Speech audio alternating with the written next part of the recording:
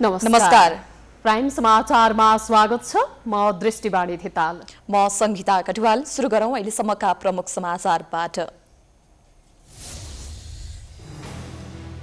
संवैधानिक निकायहरूमा गरेको नियुक्ति सिफारिस सभामुख सापकोटाद्वारा जस्ताको तस्तै फिर्ता। संसदीय सुनवाई हुन नसकेको र आफूलाई जानकारी नगराइएकाले मान्य नहुने तर्क। संसद विघटन सम्बन्धी रिटमा आज रिट निवेदक तर्फको बहस सकियो। भोलिदेखि विपक्षीहरू, राष्ट्रपति, प्रधानमन्त्री र सभामुखको तर्फबाट बहस सुरु हुने। नेपालमा बर्ड फ्लू संक्रमण पुष्टि भएसँगै जोखिम बढ्यो। मासुजन्य वस्तु सेवन गर्दा राम्ररी पकाएर मात्र सेवन गर्न चिकित्सकको सुझाव। सरसफाइमा विशेष ध्यान दिनुपर्ने। 10 वर्ष अघि कुष्ठरोग निवारणको घोषणा भए पनि रोगीहरू भेटिने क्रम जारी। सरकारी प्रतिबद्धता र योजना फितलो हुँदा फेरि नेपाल कुष्ठरोग प्रकोपको देशमा पर्ने खतरा। संसद विघटनपछि काम चलाउ बने पनि प्रधानमन्त्री ओलीले कार्यकारी भूमिका खेलेकोमा असन्तुष्टि बढ्दो। चुनावलाई लक्षित गर्दै सुकुम्बासीलाई जग्गा बाँड्ने काम तीव्र गतिमा। चीनले हङकङमा राष्ट्रिय सुरक्षा कानून लागू गरेपछि बेलायतले लियो आफ्ना नागरिकको जिम्मा। हङकङमा रहेका लाखौं नागरिकलाई भिसा उपलब्ध गराउने घोषणा। र राजधानीमा जारी राष्ट्रिय महिला लीग फुटबलमा नेपाल पुलिस क्लबले सहज जित। रौतहटको चन्द्रपुर नगरपालिका 3-1 गोल अन्तरले पराजित।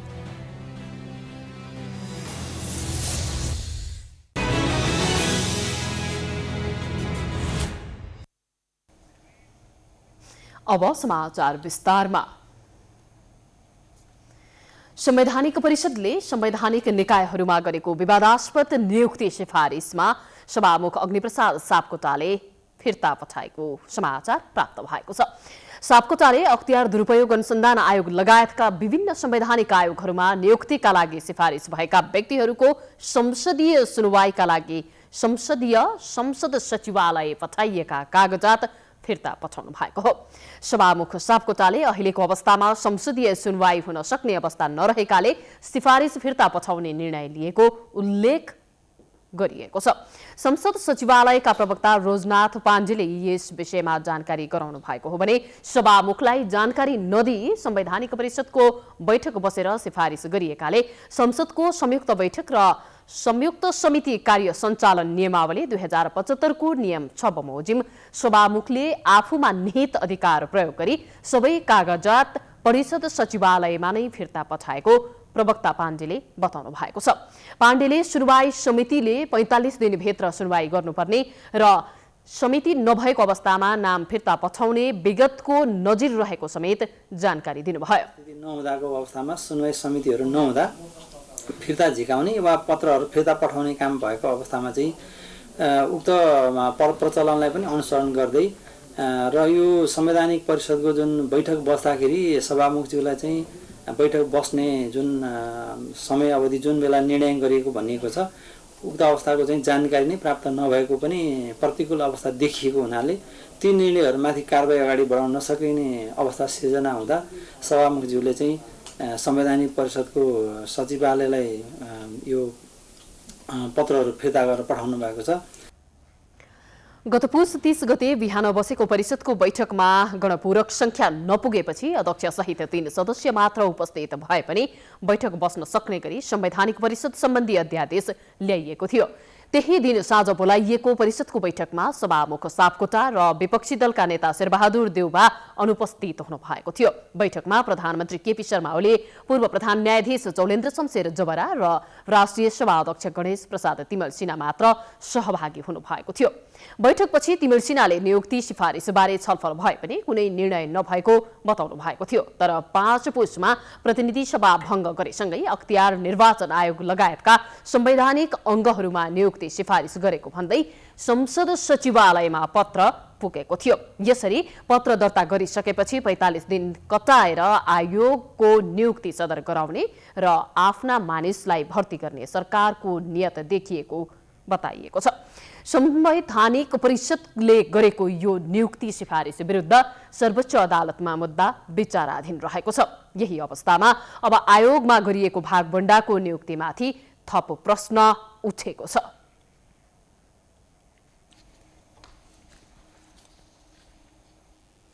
संसद विघटन सम्बन्धी रिटमा आइतबारसम्म रिट निवेदकतर्फको बहस सकिएको छ। 13 रिट निवेदकका तर्फबाट संवैधानिक इजलासमा करिब 70 कानून व्यवसायीले बहस गरेका थिए। अब विपक्षीको बहस सोमबारदेखि सुरु हुनेछ। संवैधानिक इजलासको नेतृत्व गरिरहेका प्रधान न्यायाधीश चौलेन्द्र शमशेर जबराले सोमबारदेखि विपक्षीको तर्फबाट बहस सुरु हुने जानकारी गराएका छन्। संसद विघटन सम्बन्धी दर्ता भएका 13वटा रिटमा प्रधानमन्त्री तथा मन्त्रीपरिषद कार्यालय, राष्ट्रपति कार्यालय र सभामुख अग्निप्रसाद सापकोटालाई विपक्षी बनाइएको छ। प्रधानमन्त्री तथा मन्त्रीपरिषद कार्यालय र राष्ट्रपतिको कार्यालयका तर्फबाट महान्यायाधिवक्ता कार्यालयले बहस गर्नेछ। त्यस्तै प्रधानमन्त्री केपी शर्मा ओलीको प्रतिरक्षाका लागि बहस गर्न निजी कानून व्यवसायीले पनि नाम लेखाएका छन्। सभामुखको तर्फबाट पनि निजी कानून व्यवसायीले बहस गर्नेछन्। आइतबारको बहसमा पनि कानून व्यवसायीहरूले संसद विघटन असंवैधानिक भएको जिकिर गरेका थिए। रिट निवेदक समेत रहेका अधिवक्ता कृतिनाथ शर्मा पौडेलले चुनाव अर्थात् ताजा जनादेशमा जाने कुरा पनि आवश्यक नरहेको बताएका छन्। पौडेलले बेलायतको उदाहरण दिँदै नेपालमा ताजा जनादेश किन चाहियो भनेर प्रश्न गरेका थिए। उनले बेलायतमा इयुमा रहने कि नरहने बेलायत भनेर जनमत संग्रह भएको उल्लेख गर्दै नेपालले भारतसँग युद्ध लड्नुपर्ने भएको हो र ताजा जनादेशमा जाने भन्ने प्रश्न गरे। अर्का अधिवक्ता खिमानन्द अधिकारीले प्रधानमन्त्रीको दलमा समस्या भयो भन्दैमा संसद विघटन गर्न नपाइने बताएका छन्। ओलीले 81 आवेशमा आएर प्रतिनिधि सभा विघटन गरेको उनको जिकिर थियो। उनले संसदमा आफूलाई प्रमाणित नगरी विघटन गरेकाले त्यो असंवैधानिक रहेको पनि बताएका छन्। आइतबार 1 दर्जन अधिवक्ताहरूले बहस गरेका थिए। 13 रिट निवेदकका तर्फबाट संवैधानिक इजलासमा करिब 70 कानून व्यवसायीले बहस गरेका थिए। रिट निवेदकका तर्फबाट 200 भन्दा बढी कानून व्यवसायीले वकालतमा फारम भरेका थिए। 13 रिट निवेदकका तर्फबाट संवैधानिक इजलासमा करिब 70 व्यवसायीले बहस गरेका थिए। रिट निवेदकका तर्फबाट 200 भन्दा बढी कानून व्यवसायीले वकालत गरेका थिए। गत पुष 5 गते सरकारले संसद विघटन गरेपछि त्यस विरुद्ध सर्वोच्च अदालतमा 13वटा रिट निवेदन परेका थिए। उक्त संसद विघटन संवैधानिक वा असंवैधानिक भन्ने विषयमा केन्द्रित भएर माघ 4 गतेदेखि रिट निवेदकहरूले बहस सुरु गरेका थिए। नेकपाको प्रचण्ड माधव समूहले संसद विघटन विरुद्ध दिनहौं जसो विरोधका कार्यक्रम गरिरहेका छन्। आज पनि यो समूहले माइतीघर मण्डलामा प्रदर्शन गर्यो। त्यसै क्रममा अब प्रधानमन्त्री केपी शर्मा ओलीको पतनको बाटो रहेको टिप्पणी मात्रै गरिएन, ओलीले नेपाललाई हिन्दू राष्ट्र घोषणा गर्न सक्ने सम्मको आशंका व्यक्त गरिएको छ। सभा विघटनको विरोधमा प्रचण्ड र माधव नेतृत्वको नेकपाले माघ 14 गतेदेखि माइतीघर मण्डलामा धरना कार्यक्रम गरिरहेको छ। आइतबार यो समूहका अध्यक्षद्वय पुष्पकमल दाहाल र माधव कुमार नेपाल, वरिष्ठ नेता झलनाथ खनाल, प्रवक्ता नारायण काजी श्रेष्ठ लगायत आइतबार माइतीघर मण्डलामा धरनामा सहभागी भए। त्यस क्रममा वरिष्ठ नेता खनालले संविधान विघटन गर्ने अधिकार प्रधानमन्त्रीलाई नदिएको भन्दै संसद पुनर्स्थापना हुने दावी गरेका छन्। सञ्चारकर्मीसँग कुरा गर्दै खनालले 100% अदालतले संसद पुनर्स्थापनाको आदेश दिने समेत बताएका हुन्। खनालले प्रधानमन्त्री ओली पूर्ण रूपमा असफल भइसकेको र पतनको दिन गन्ती सुरु भइसकेको तर्क गरे। संविधानले संसद विघटन गर्ने कुनै आधारै दिएको छैन, प्रधानमन्त्रीलाई त्यस्तो अधिकारै छैन, संसद पुनर्स्थापनको कुनै विकल्पै छैन। यो संविधानले संसद पुनर्स्थापना गर्नुपर्छ भन्छ। 100% संसद पुनर्स्थापन हो कि होइन? हामी जेल फेलको कुरा सोधिरहेका छैनौँ, तर प्रधानमन्त्री फेल भइसके। अब उनको निम्ति केही दिनको कुरा मात्रै हो, दिन गन्ती छन्। केही दिनमा अब केपी ओलीको सरकार उहाँले भने जस्तै पाकेको फल जस्तै झर्छ। धरना कार्यक्रमलाई सम्बोधन गर्दै स्थायी कमिटी सदस्य सुरेन्द्र पाण्डेले प्रधानमन्त्री केपी शर्मा ओलीको कदमले दक्षिणपन्थीहरू खुशी भएको बताए। नेता पाण्डेले ओलीले धर्मको आधारमा आफ्नो राजनीतिलाई अघि बढाएको भन्दै हिन्दू राष्ट्र घोषणा गर्न सक्ने समेत आशंका व्यक्त गरे। राजावादीहरूले समेत अहिले ओलीलाई राजनेता भन्न थालेको पाण्डेको जिकिर छ। नेता पाण्डेले प्रधानमन्त्री ओलीले समाजवादको यात्रामा घात गरेको आरोप आरोप लगाए। आज हामी फेरि अर्को त्यस्तै महाभारतको युद्धमा यहाँ सामेल भएका छौँ। न्याय र अन्यायको बीचमा अन्यायको पक्षमा रहनेहरू सरकारी गाडी सरकारी सम्पत्ति दुरुपयोग गरेर अहिले देश दौडामा छन्। हिजो मात्र ओली चितवनमा पुगेर राम मन्दिर बनाउने घोषणा गरेर आए र म यहाँलाई भन्न चाहन्छु ओली अब कम्युनिस्ट रहेनन्। अब मन्दिर र देउताको भाकल गर्न चाहिँ अग्रसर छन् र उनीहरू अरूलाई चाहिँ ललकारिरहेका छन्। यसअघि माघ 21 गतेसम्म धरना कार्यक्रम जारी रहने बताइए पनि सोमबारदेखि बागमती प्रदेशसभाको बैठक शुरू हुने भएकाले आइतबार नै धरना कार्यक्रमको समापन गरिएको प्रचण्ड नेपाल पक्षकी स्थायी कमिटी सदस्य पम्फा भुसालले जानकारी दिन्। धरनामा नेकपाका शीर्ष नेता सहित विघटित प्रतिनिधि सभाका सदस्य, राष्ट्रिय सभाका सदस्य र प्रदेशसभा सदस्यहरू सहभागी भएका थिए। नेपालमा फेरि बर्ड फ्लू रोग देखा परेको छ। काठमाडौँको तारकेश्वर नगरपालिका 7 साङ्ले खोला फुटुङमा किसानले पालेका हाँस र टर्कीमा संक्रमण भेटिएको हो। संक्रमण फैलावटको जोखिमसँगै त्रास पनि बढेको छ। मासुजन्य वस्तु सेवन गर्दा राम्ररी पकाएर मात्र सेवन गर्न चिकित्सकले सुझाव दिएका छन्। को तारकेश्वर नगरपालिका 7 साङ्ले खोलामा कृषकले पालेको हाँस र टर्कीमा संक्रमणको लक्षण देखिएसँगै केन्द्रीय पशुपन्छी रोग अन्वेषण प्रयोगशालामा रियल टाइम पीसीआर विधिबाट परीक्षण गरिएको थियो। रोग पुष्टि भएसँगै उक्त क्षेत्रमा 1865 हाँस, 622 बटाई, 32 कुखुरा, 25 टर्की, 542 अण्डा र 75 केजी दाना नष्ट गरिएको छ। साथै तारकेश्वरमा रोग पुष्टि भएको क्षेत्रबाट अन्यत्र फैलिन नदिन तत्काल नियन्त्रणमा लिन उक्त ठाउँमा सबै घरपालुवा पन्छी तथा रोग सार्न सक्ने अन्य वस्तु समेत नष्ट गरिएको विभागका सूचना अधिकारी चन्द्र ढकालले बताएका छन्। संक्रमण अन्यत्र फैलिन नदिन तथा नियन्त्रण गर्न संघ, प्रदेश तथा स्थानीय तहका पशु सेवासँग सम्बन्धित निकायहरूलाई परिचालन गरिएको विभागले जनाएको छ। भारतबाट रोग सार्न सक्ने वस्तुको आयातमा पूर्ण प्रतिबन्ध लगाइएको ढकालको भनाइ छ। विगत 1 महिनादेखि भारतका विभिन्न राज्यहरूमा बर्ड फ्लू रोग देखा परेसँगै नेपालमा पनि यो रोगको जोखिम बढेको सन्दर्भमा देशमा रोग भित्रिन सक्ने जोखिमलाई मध्यनजर गर्दै रोकथाम र नियन्त्रणका सम्बद्ध निकायहरूलाई चाहिँ सतर्क अवस्थामा राखिएको छ। भारतबाट रोग सार्न सक्ने वस्तुको आयातमा पूर्ण प्रतिबन्ध लगाइएको छ भने मुलुकभित्र पनि रोगको सघन निगरानी कार्य सञ्चालन भइरहेको छ।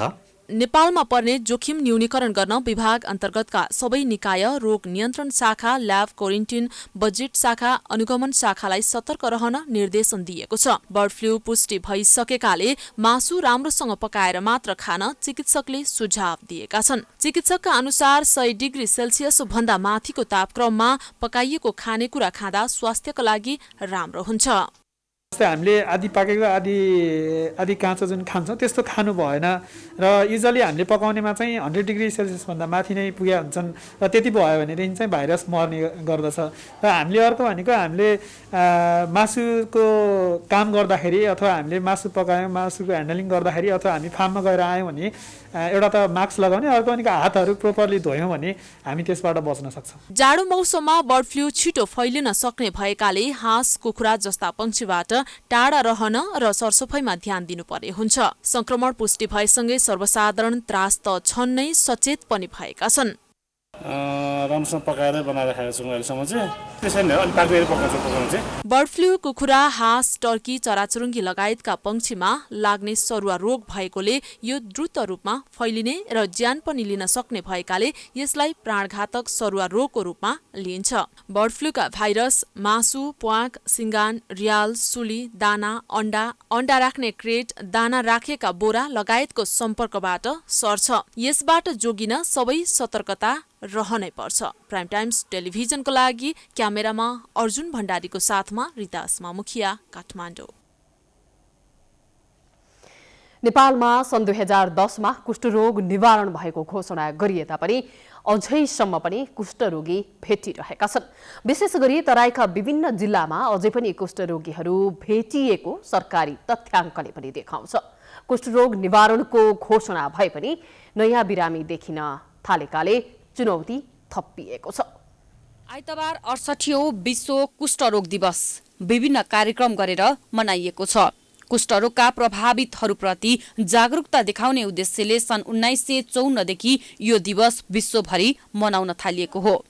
कुष्ठरोगका विरुद्ध सर्वसाधारणमा जनचेतना फैलाउने उद्देश्यले आज विभिन्न कार्यक्रम भए तापनि कुष्ठरोग निवारण भने हुन सकेको छैन। सन् 1910 मा कुष्ठरोग निवारण भएको घोषणा गरिएको थियो। प्रति 10,000 जनसङ्ख्यामा 1,000 भन्दा कम रोगी भएको अवस्थालाई रोग निवारण भएको मानिन्छ। तर कुष्ठरोग निवारणको घोषणा भए पनि नयाँ बिरामी देखिन थालेकोले चुनौती झनै थपिएको छ। कुष्ठरोग निवारणको घोषणा गरेपछि जनचेतनामूलक कार्यक्रम हुन नसक्दा कुष्ठरोगीको संख्या बढ्दै गएको छ। हाम्रो जनचेतना कार्यक्रम पटक्कै नभएको होइन छ, तर त्यो चाहिँ ठ्याक्कै पुग्न पर्ने समुदायमा व्यवस्थित रूपले जसरी पुग्न पर्ने त्यो पुग्न नसकेको पनि हुनसक्छ। उदाहरणको लागि कुष्ठरोगको दागहरू चाहिँ चिलाउँदैन, दुख्दैन। नदुखेपछि हाम्रो किसान काम गर्ने, मजदुरी काम गर्नेहरूलाई के हो त भन्दा जब काममा डिस्टर्ब हुन्छ तब मात्रै त्यो रोग लाग्छ। कुष्ठरोग निवारणको घोषणा गर्दा देशभर 0.7% मा यस्ता बिरामी थिए भने अहिले त्यसको संख्या बढेर 0.99% पुगेको सरकारी तथ्याङ्कमा उल्लेख छ। यो संख्या 1% पुग्ने लागेको अवस्थामा फेरि पनि नेपाललाई कुष्ठरोग प्रकोपको देश भनेर घोषणा गर्नुपर्ने स्थितिमा पुगेको छ। 0.7% थियो भनेदेखि अहिले चाहिँ झनै 0.99% मा चाहिँ पुगिसकेको अवस्था छ। देशभरिको अवस्था भन्दाखेरि 1% प्रति 10,000 भन्दा माथि गयो भने, एक व्यक्ति प्रति 10,000 भन्दा माथि भयो भने त्यसलाई चाहिँ हामी कुष्ठरोगको चाहिँ इन्डेमिक अवस्था भन्छौँ, कुष्ठरोग प्रकोपको देश भन्छौँ भने त्यस्तो अवस्थामा करिब करिब हामी फेरि पुग्न लागेको अवस्था चाहिँ अहिले देखिएको छ। अझैसम्म पनि विशेष गरी तराईका विभिन्न जिल्लामा कुष्ठरोगीहरू भेटिने गरेका छन्। सामान्यतया कुष्ठरोग लागेको अवस्थामा शरीरमा नचिलाउने खालको सेतो फुच्रो दाग देखा पर्ने, हातखुट्टामा छुँदा वा चिमर्दा थाहा नहुने तथा शरीरमा कमजोर महसुस हुँदै जानुले कहिलेकाहीँ मुटु तथा मृगौलामा समेत असर पुर्याउने चिकित्सकहरू बताउँछन्। लाटो र फुस्रो दागलाई मात्रै हामीले ध्यान दिएको हुनाले अब यी विभिन्न जुन सरुवा हुने किसिमको चाहिँ कुष्ठरोगको चाहिँ प्रकोपहरू चाहिँ झन् बढ्दै गएको अवस्था छ र त्यही कारण पनि हो। र जतिखेर अब हामीले निवारण गऱ्यौँ भनेर चाहिँ एक किसिमले सरकारले घोषणा गर्यो, त्यसपछि सायद सरकारी संयन्त्र पनि अलिकति शिथिल भयो। अब हाम्रो देशमा चाहिँ कुष्ठरोगको चाहिँ ऊ छैन, प्रकोप छैन, त्यसैले हामीले धेरै एक्टिभली लाग्नु पर्दैन भन्ने र यसलाई सहयोग गर्ने चाहिँ दात्री निकायहरूबाट पनि जति पनि कार्यक्रमहरू थिए तिनीहरूमा पनि केही शिथिलता आयो।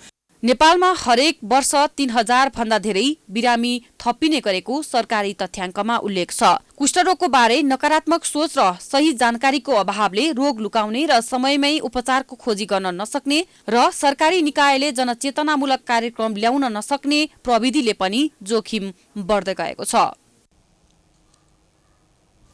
नेपालमा आइतबार थप 105 जनामा कोरोना पुष्टि भएको छ। देशभर गरिएको 3,308 जनाको परीक्षणका क्रममा थप 105 जनामा कोरोना पुष्टि भएको स्वास्थ्य मन्त्रालयले जनाएको छ। यो सँगै नेपालमा कोरोना संक्रमितको संख्या 2,70,959 पुगेको छ। त्यस्तै कोरोनाका कारण थप 2 जनाको मृत्यु हुँदा नेपालमा 2,029 जनाले कोरोनाका कारण ज्यान गुमाएका छन्। त्यस्तै थप 288 जना कोरोना मुक्त भएका छन्। यो सँगै नेपालमा हालसम्म 2,66,336 जना कोरोना मुक्त भएका छन्।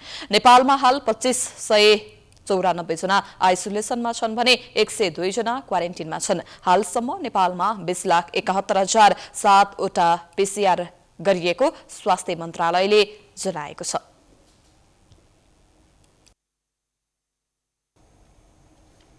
समाचारको सिलसिला जारी छ, हामी विश्रामपछि आउँछौं।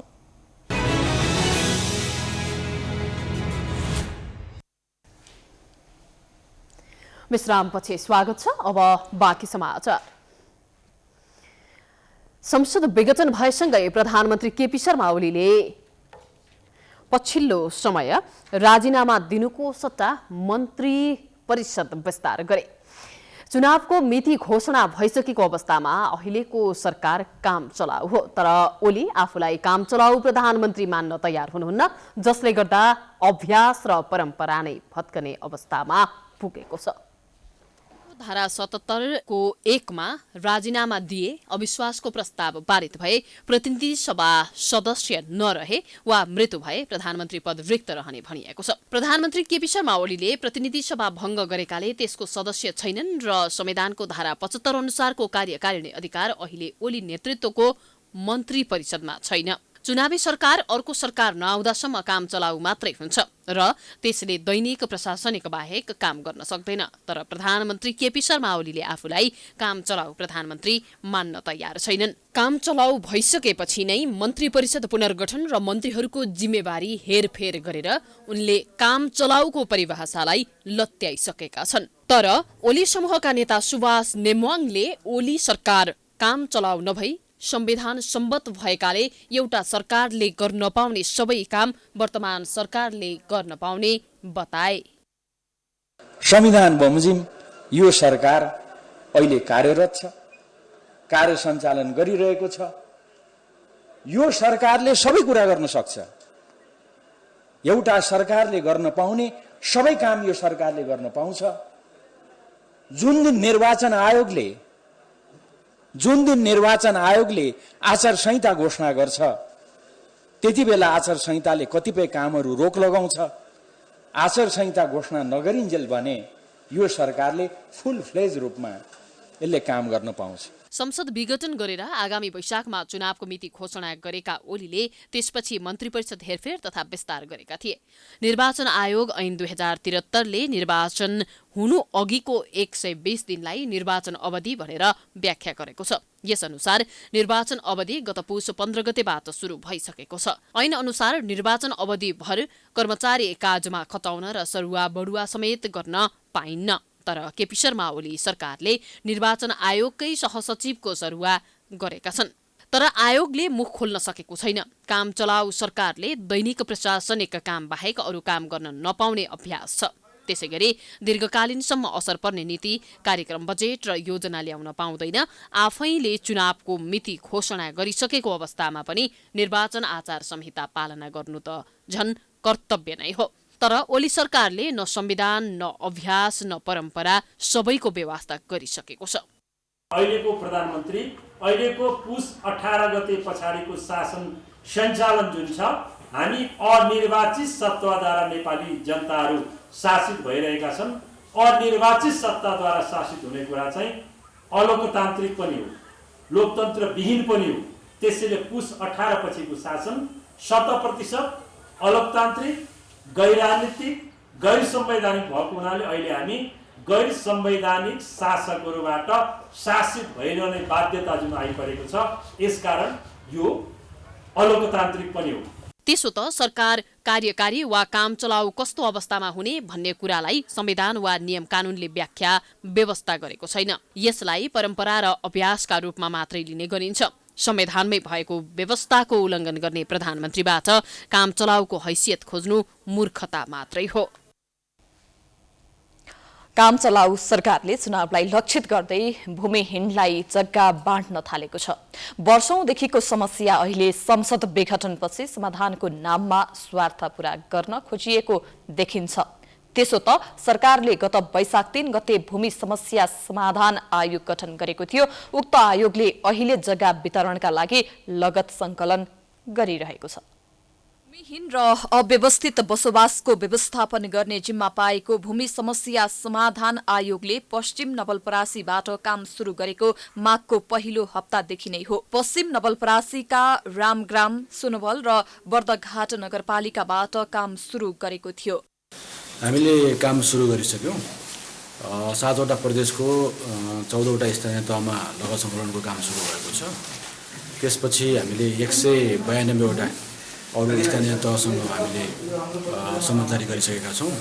अब तुरुन्तै माघको ढिलोमा 7 गतेसम्म पछि दिने सूचना प्रकाशन हुन्छ र सबै स्थानीय तहहरूले अब लगत सङ्कलनको काम सुरु गर्नुहुन्छ। दाङको बबई गाउँपालिकामा पनि आयोगले लगत संकलन गरी जग्गा नापको काम सुरु गरेको छ। आयोग गठन भएको लामो समय बितिसक्दा समेत सुकुम्बासीले लाल पूर्जा नपाएपछि निराश भएका थिए। तर जग्गा नापको काम सुरु गरेपछि सुकुम्बासीहरू खुसी भएका छन्। अहिले 0 पोइन्टदेखि अब जग्गा नाफिँदा खुसी लागिरहेछ हामीलाई पनि। अब हजुरहरू आउनु एकदम ठुलोभन्दा ठुलो खुसी लागिरहेछ, एकदम राम्रो छ। हेर्नुहोस् अब हामीलाई पनि जनताहरूलाई अब भन्दाखेरि पहिला पनि त्यस्तै हल्लाका कुराहरू के सुनिरहेको थियौँ, अनि कहाँ होला के होला भनेर अहिले स्पष्ट अहिले हामी यो भाषण सुन्दाखेरि हामीलाई पनि एकदम राम्रो गौरव लाग्न आइरहेछ। गाउँपालिकामा पहिलो चरणमा तथ्याङ्क सङ्कलन गर्ने काम सकिएकोले दोस्रो चरणमा वडा नम्बर 5बाट जग्गा नापीको काम सुरु गरिएको गाउँपालिकाले जनाएको छ। अब हामी असारसम्म यो आर्थिक वर्षमा जसरी भए पनि हामीले सुकुम्बासीहरूलाई लाल पूजा वितरण गर्ने काम हामी गर्छौँ। अनि त्यसपछि अव्यवस्थित बसोबासीको हकमा अलिकति ढिलो हुनसक्छ, किनभने त्यसमा राजस्वको सवाल हुन्छ, त्यसमा राजस्व बुझाउनु पर्ने हुन्छ। राजस्व बुझाउँदाखेरि किसानसँग पैसा नहुन सक्छ। आयोगले लुम्बिनी प्रदेशका 109 स्थानीय तह मध्ये 35वटा तहमा सम्झौता गरी काम अघि बढाएको जनाएको छ। यसपटक सबैले लाल पूर्जा पाउने आयोगको दाबी छ। गरिबहरूको त अहिले दाङमा मात्रै होइन, देशव्यापी रूपमा हजारौं मान्छेहरूले प्रति जग्गामा बसोबास गरेका छन् र अव्यवस्थित बसोबासी भनेको जग्गा पनि भएको, ऐलानी प्रति जग्गा पनि भोग गरेको, त्यस्ता मान्छेहरूलाई अव्यवस्थित बसोबासी भनेको छ। त्यो अव्यवस्थित बसोबासीले जग्गा लाल पूर्जा अब देशभरि पाउँछ। सरकारले गत वैशाख 3 गते भूमि समस्या समाधान आयोग गठन गरेको थियो। आयोगको अध्यक्ष नेकपा केन्द्रीय सदस्य देवी गेवाली छन्। गेवाली प्रधानमन्त्री ओली निकट नेकपाका नेता समेत हुन्। यही आयोगको आडमा सरकारले चुनावको मिति घोषणा गरेर जग्गा बाँड्ने कामलाई तीव्रता दिएको हो। संसद विघटनपछिको अवस्थामा राष्ट्रिय प्रजातन्त्र पार्टीले कुन एजेन्डा समात्ने भन्नेमा अलमल देखिएको छ। 3 जना अध्यक्ष रहेको यो पार्टीमा कसैले चुनावको समर्थन गरिरहेका छन् त कसैले संसद विघटनको विरोध गरिरहेका छन्। पछिल्लो निर्वाचनमा एक सिटमा मात्र चित्त बुझाउनु परेको राप्रपामा अहिले प्रतिनिधि सभा विघटनको विषयमा दुई धार देखिएको छ। संसद विघटन लगत्तै राप्रपाले मन्त्री परिषदको दुराश्रयपूर्ण र स्वेच्छाचारी निर्णय भनेको थियो। तर त्यसपछिका दिनहरूमा राप्रपाका एक अध्यक्ष कमल थापाले चुनावको समर्थन गर्दै ताजा जनादेश उचित भएको बताउने गरेका छन्। तर थापाले प्रधानमन्त्री केपी ओलीको आलोचना गर्दै ओलीको असफलता र अकर्मण्यताबाट मुक्तिको लागि पनि ताजा जनादेश उपयुक्त हुने तर्क गर्ने गरेका छन्। तर अर्का अध्यक्ष डाक्टर प्रकाश चन्द्र लोहनीले संसद विघटन अलोकतान्त्रिक र असंवैधानिक मात्रै भनेनन्, चुनाव वा ताजा जनादेशको पनि विरोध गरे। पार्टीको संस्थागत निर्णय के छ भने यो सर्वथा असंवैधानिक कदम हो र प्रतिगामी हो। नेपालको वर्तमान संविधानले यो गर्ने, यसरी विघटन गर्ने अधिकार प्रधानमन्त्रीलाई कुनै दफाले पनि दिएको छैन। त्यसैले संविधानले नदिएको कुरा गर्नु भनेको असंवैधानिक काम। राप्रपाका अर्का नेता राजाराम श्रेष्ठले संसद विघटनको विरोध गरे पनि चुनावको भने स्वागत गर्नुको विकल्प नभएको बताएका छन्। प्रतिनिधि सभा असफल भएकाले अब ताजा जनादेश नै चाहिने श्रेष्ठ बताउँछन्। अब नयाँ प्रकारको एउटा निर्माण गरौँ, त्यसले केही दिन सक्छ कि भन्ने आशा राखेर यो प्रतिनिधि सभा विघटन भएको छ। त्यसकारण यसलाई ओली पथको समर्थन पनि होइन, यो ओली पथको विरोध पनि होइन। अब एउटा राष्ट्रवादी प्रजातान्त्रिक राजनैतिक दलको हैसियतले कुरा भन्नुपर्दा के हो भने ताजा जनादेशमा जानु उपयुक्त विकल्प हुन्छ र त्यो विकल्पलाई पार्टीले समर्थन गरेको मात्र हो। संसद विघटनको विरोधमा सबैभन्दा बढी असन्तुष्ट नेकपाकै प्रचण्ड माधव समूह देखिएको छ। नेपाली कांग्रेसले पनि विरोधका कार्यक्रम त गरेको छ, तर संसद पुनर्स्थापनाको मागलाई जोडतोडका साथ उठाएको छैन। अर्को दल जनता समाजवादी पार्टीले पनि संसद विघटनको विरोधमा आन्दोलन नै गरिरहेको छ। तर राप्रपाले भने विरोध तथा आन्दोलन नगरेर संसद विघटनलाई समर्थन गरेको संकेत दिएको छ। कोरोना महामारीपछि अस्तव्यस्त बनेको शिक्षा क्षेत्रलाई पुरानै अवस्थामा पुर्याउनु पर्नेछ। शैक्षिक गतिविधिहरू अझै राम्रोसँग हुन सकेको छैन, तर शिक्षा विज्ञान तथा प्रविधि मन्त्री कृष्ण गोपाल श्रेष्ठले यसतर्फ खासै चासो दिएको पाइँदैन। उनलाई दलको गतिविधिमै व्यस्त हुँदा भ्याइ नभ्याइ छ। सभा विघटनपछि कामचलाउ बनेको सरकारका मन्त्रीहरू सरकारको कामभन्दा पार्टीको कार्यक्रममा धेरै समय दिने गरेका छन्। पार्टी विभाजनपछि चिट्ठामा मन्त्री पद पाएकाहरू त झन् पार्टी नै बोकेर हिँडेको जस्तो गरिरहेका छन्। महिनौदेखि सिंहदरबार नपसेका स्वयं प्रधानमन्त्री केपी ओली पनि अहिले कार्यकर्ताकै घरमा सीमित देखिन्छन्। उनकै सिको गर्दै भर्खर मन्त्री बनेकाहरू मन्त्रालयको काम छोडेर पार्टी अझ भनौं गुजको कार्यक्रममा व्यस्त छन्। तिनै मन्त्रीहरू मध्ये एक हुन् शिक्षा विज्ञान तथा प्रविधि मन्त्री कृष्ण गोपाल श्रेष्ठ। कोरोना महामारीले 10 महिनादेखि प्रभावित शिक्षा क्षेत्रको चिन्ता मन्त्री श्रेष्ठलाई देखिँदैन। उनलाई केवल नेकपा कोली समूहको चिन्ता छ। माध्यमिक शिक्षा परीक्षा एसई जेठमा गर्ने भनिएको छ, तर अझै पनि पठन पाठन सहज रूपमा सञ्चालन हुन सकेको छैन।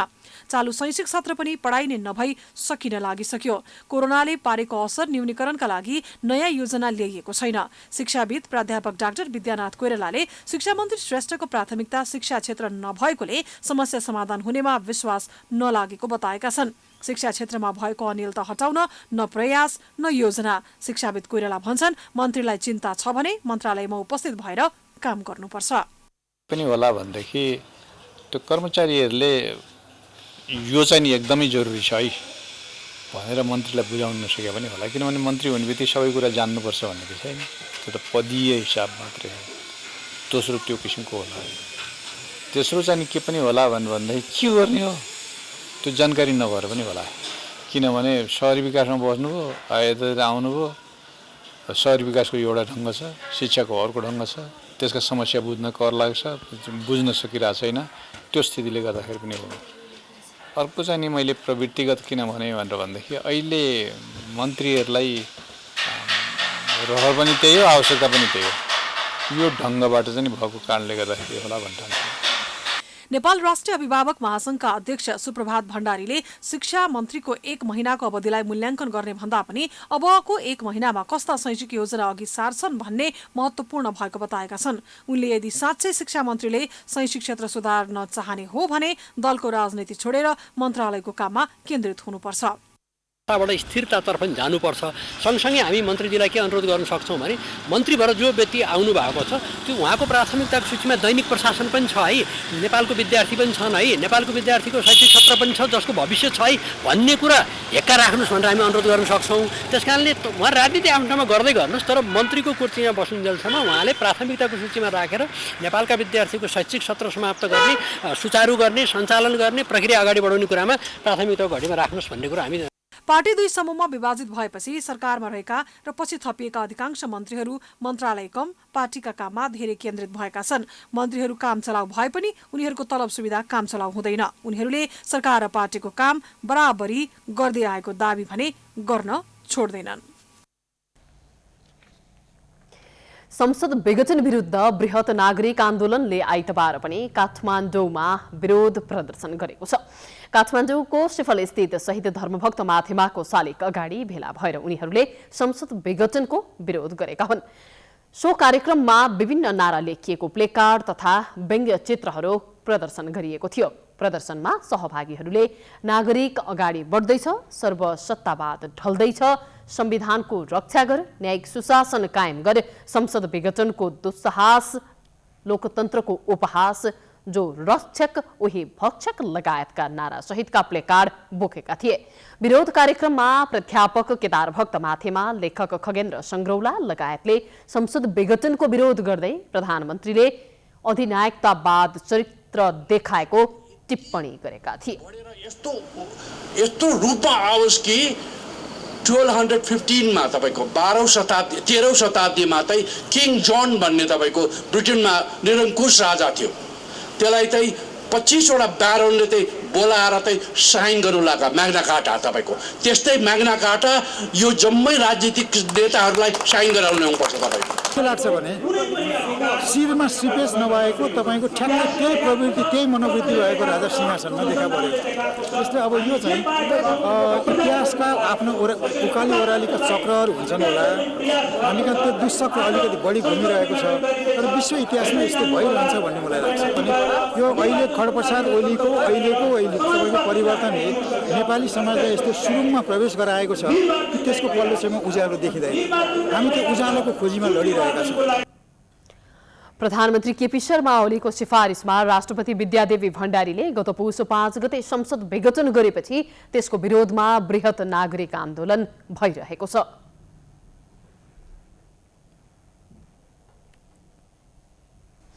समाचारको सिलसिला जारी छ, हामी विश्राम पछि आउँछ।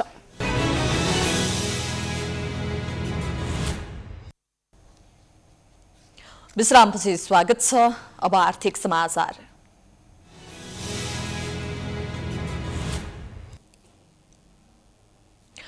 कोरोना भाइरसको जोखिमका कारण लगाइएको लकडाउनले सबैजसो क्षेत्र अहिलेसम्म संकटमा परेका छन्। लकडाउन खुले पनि पर्यटन क्षेत्र पुरानै अवस्थामा पुग्न सकेको छैन भने लकडाउन खुलेसँगै उत्साहित भएका व्यवसायीहरू फेरि नयाँ प्रजातिको भाइरसका कारण निराश बनेका छन्। पर्यटक आगमन खुल्ला गरे पनि विदेशी पर्यटक नेपालमा आएका छैनन्। नेपाल आउने पर्यटकलाई पीसीआर परीक्षण र क्वारेन्टिनमा बस्नुपर्ने नियम अनिवार्य गरिएको छ, जसले गर्दा घुम्नकै लागि नेपाल आउने वातावरण अझै बनिसकेको छैन। लकडाउन अवधिमा पूर्ण रूपमा बन्द भएका होटलहरू खुले पनि व्यापार व्यवसाय ठप्प भएको व्यापारीहरू बताउँछन्। पछिल्लो समय त झन कोरोनाको नयाँ प्रजाति फैलिएकाले तत्काल विदेशी पर्यटक नेपाल आउने सम्भावना देखिँदैन। यस्तो अवस्था अझै केही महिना रहने र होटल व्यवसाय पनि प्रभावित हुने निश्चित छ।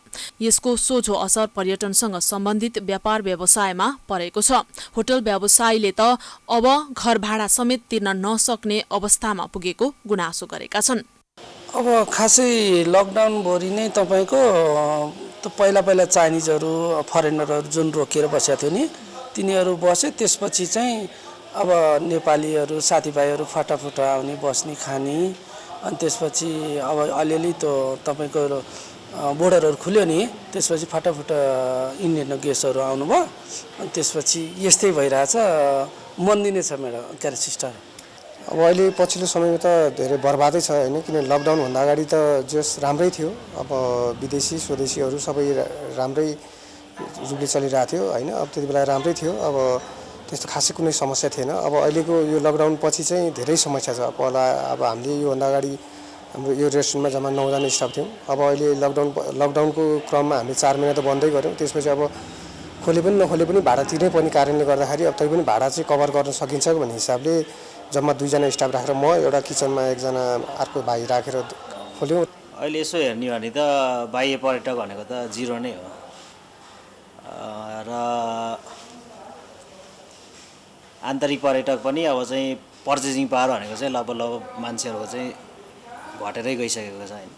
आएर चाहिँ जुन मान्छेहरूले चाहिँ सुरुमा चाहिँ अब पहिलाको कन्डिसनमा चाहिँ अब चाहिँ धेरै एक्सपेन्सेस गरिदियो भने चाहिँ अहिले चाहिँ लिमिटेड बजेटमा चाहिँ चलिरहेको छ। प्रायः त ठमेलको होटलहरू भनेको चाहिँ अहिले पनि बन्द नै सिचुएसनमा छ।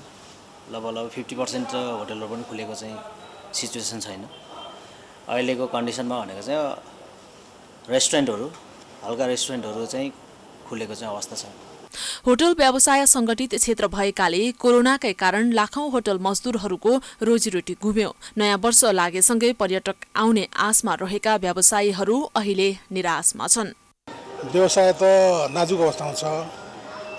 अब एकतर्फ चाहिँ के भन्दा दुईटा पक्ष छन्। एउटा त नेपालमा पनि भ्याक्सिनेसन आइसकेको छैन खासै, त्यो कारणमा विदेशीलाई नेपालबाट विश्वास पनि भएन। अर्को कुरो चाहिँ जो आउने टुरिस्टले पनि they are not also getting the vaccination नआइन्जेलसम्म चाहिँ यो व्यवसाय चाहिँ फस्ट हुँदैन। तपाईँको यो 10-15 वर्ष अगाडि कुरा गर्ने हो भने तपाईँको 100मा 90% फरेनरहरू हो, टुरिस्टहरू हो। अहिले यो कोभिडमा देखि अहिले छैन, जिरै हो। अहिले जति पनि छ 1 वर्षभित्र नेपालीहरूले मात्र अब कहिलेकाहीँ फाटाफुट्टो आकलधुरोमा केलिएको छ। पर्यटकको एकदमै भिडभाड हुने काठमाडौँको ठमेलमा पर्यटक सुनसान छ। पर्यटकलाई आकर्षण गर्न होटल रेस्टुरेन्ट व्यवसायीहरूले विभिन्न प्याकेजको आयोजना नै गर्ने गर्थे। अन्य व्यवसायीहरूले समेत विभिन्न सामग्री प्रदर्शनीमा राख्ने गर्थे। अहिले न त पर्यटक नै आएका छन् न त व्यापार व्यवसाय नै चलेको छ। अब अन्तर्राष्ट्रिय समाचार।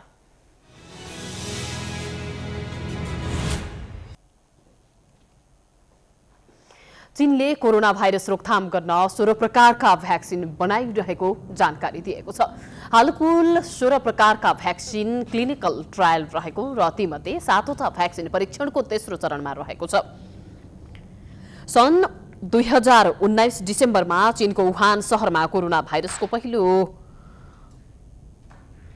प्रकोप सुरु भएसँगै त्यहाँबाट सुरु भएको महामारीले यतिखेर विश्वलाई नै आक्रान्त बनाइसकेको छ। चीनले सुरुवाती चरणमै लकडाउन गरी नियम पालनामा कडाई गरेको थियो। गत अप्रिलमै कोरोनाको इपिसेन्टर वुहानमा लकडाउन गरिएको थियो भने अप्रिलमा लकडाउन खोलिएको थियो। कोरोना विरुद्धको खोप तत्काल बनाउन चीनमाथि विश्वव्यापी दबाव परिरहेको छ।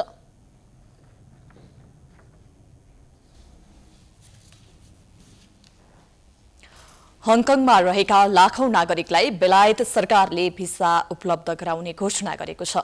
चीनले हङकङमा राष्ट्रिय सुरक्षा कानून लागू गरेपछि ठूलो संख्यामा हङकङका नागरिकहरू देश छाड्न तयार भएपछि बेलायतले यस्तो अवसर दिएको हो। बेलायतमा आफन्त तथा परिवारका सदस्य भएका हङकङ निवासी नागरिकले पनि बेलायतमा आवेदन दिन सक्ने भएको छ।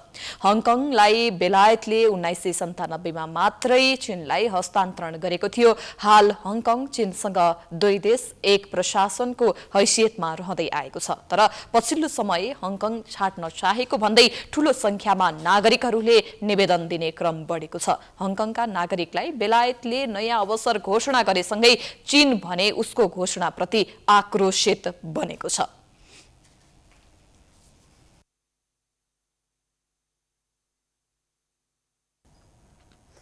अब खेलकुद समाचार।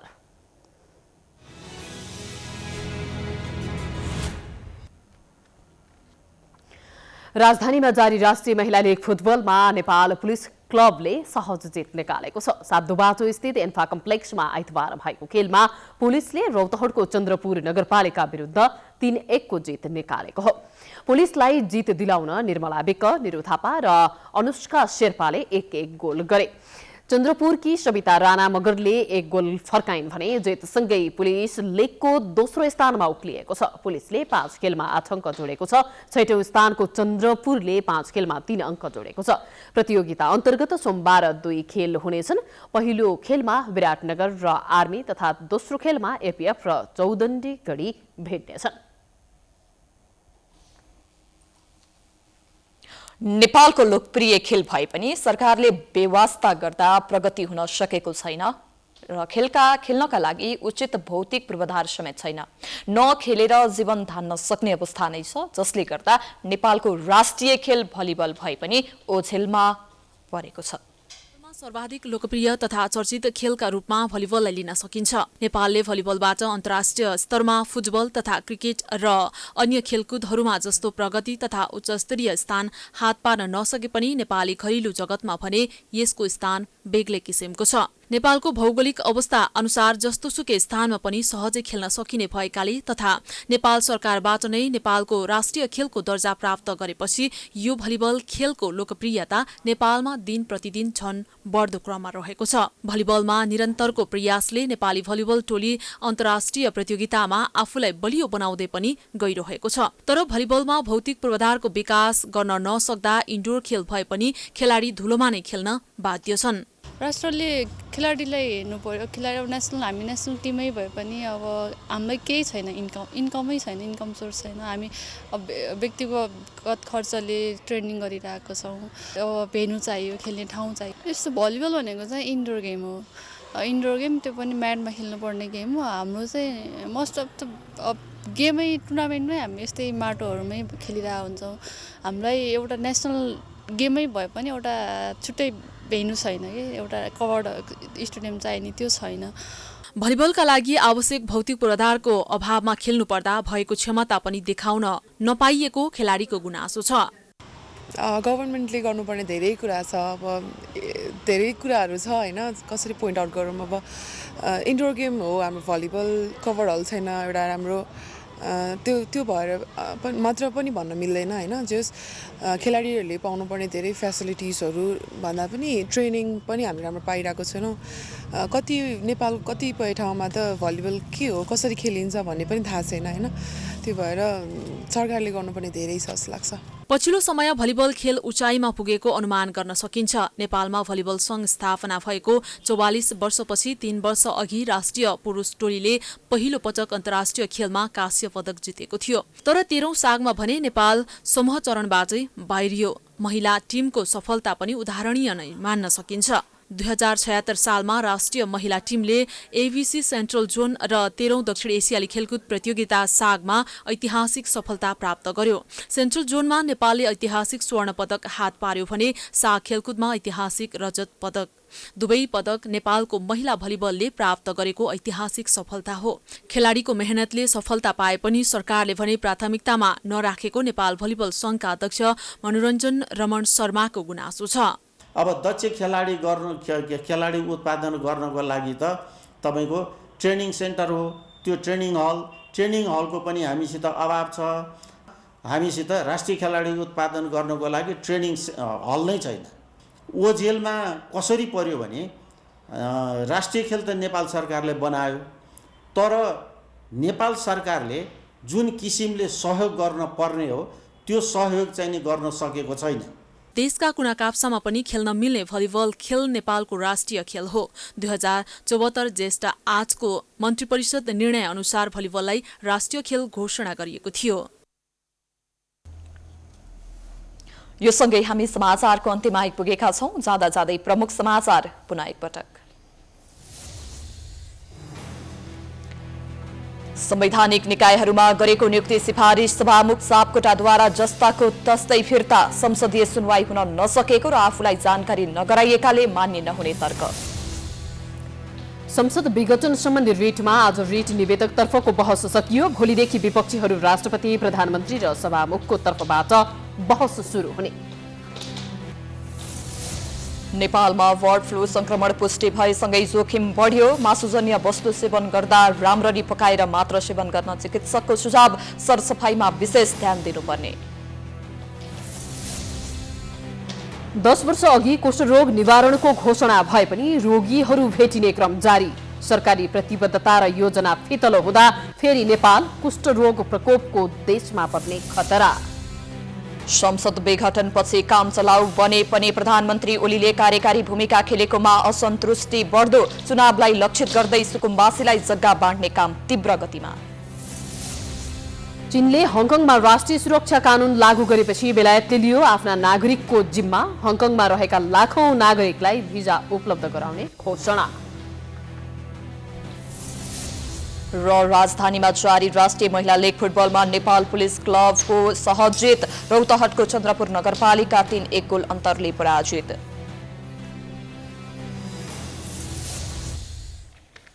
समाचार अहिलेलाई सकियो। यसपछिको प्रस्तुति जनता जान्न चाहन्छन् ऋषि धमलाको साथमा। हेर्दै गर्नुहोला प्राइम टाइम्स टेलिभिजन। नमस्कार।